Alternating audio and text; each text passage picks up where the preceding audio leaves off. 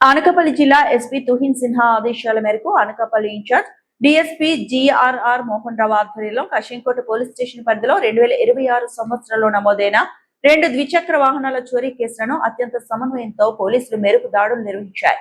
పోలీసులకు అందిన ముందస్తు సమాచారం మేరకు అత్యంత చాకచక్యంగా 3 మైనర్ బాలుర నిందితుల్లో అదుపులోకి తీసుకున్నారు.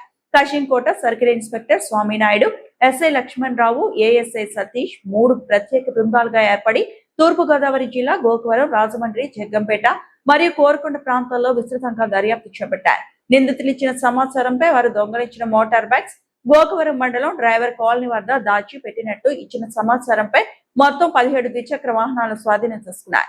వీటి విలువ సుమారు 35 లక్షల నుంచి 40 లక్షల వరకు ఉంటుందని డీఎస్పీ మీడియా సమావేశంలో వెల్లడించారు. వీటిలో అనకాపల్లి జిల్లాకు చెందిన 14 బైకులు, ఉమ్మడి విశాఖకు చెందిన 1 బైక్, విజయవాడకు చెందిన 2 బైకులు స్వాధీనం చేసుకున్నారు.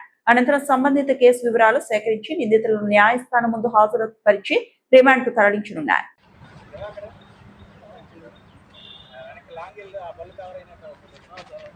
అనే 3 మేజర్స్, వీళ్ళు 3 కూడా గోకరం మండలం ఆటో నగర్ కాలనీకి సంబంధించిన వాళ్ళు. అలాగే వీళ్ళతో పాటు ఒక 2 మైనర్ బార్లు కూడా ఉన్నారు. వాళ్ళని కూడా మనం వీళ్ళతో పాటు ఉండటం వల్ల మొత్తం 5గురిని కూడా మనం కస్టడీలో తీసుకోవడం జరిగింది.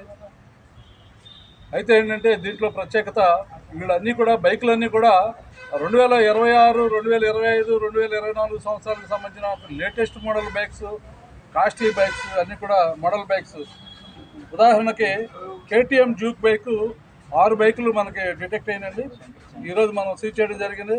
అలాగే స్కూటీలు 6 స్కూటీలు దొరికినాయి. పల్సర్లో 4 పల్సర్లో యమహా MT 1.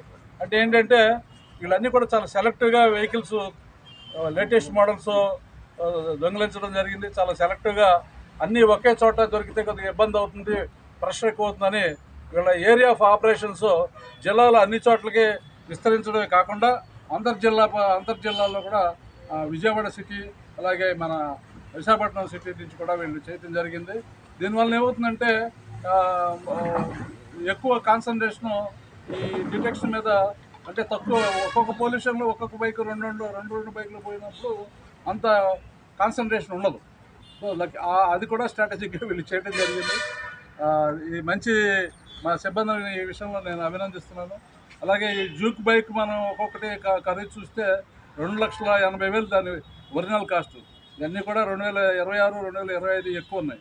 అలాగే పల్సర్లు కూడా లేటెస్ట్ మోడల్స్, అవి కూడా దగ్గర 200cc వెహికల్స్ ఉన్నాయి. అలాగే 2 150cc వెహికల్స్ ఉన్నాయి.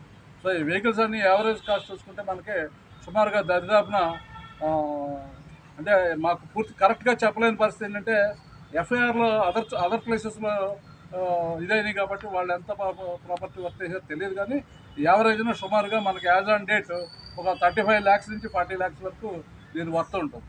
ఈ సందర్భంగా మా సిబ్బందిని మా ఎస్పీ గారు అభినందించడం జరిగింది, క్యాష్ రివార్డు ప్రకటించడం జరిగింది. అవి మీ సమక్షంలో. ఇంకోటి ఏంటంటే ప్రజలకు ముఖ్యంగా ఈ విషయంలో ఈ కేసు డిటెక్షన్ ఎలా జరిగింది అనేది కూడా చిన్న క్లూస్. మనం సీసీ కెమెరాలు త్రూఅవుట్ ఉన్నాయి మనకి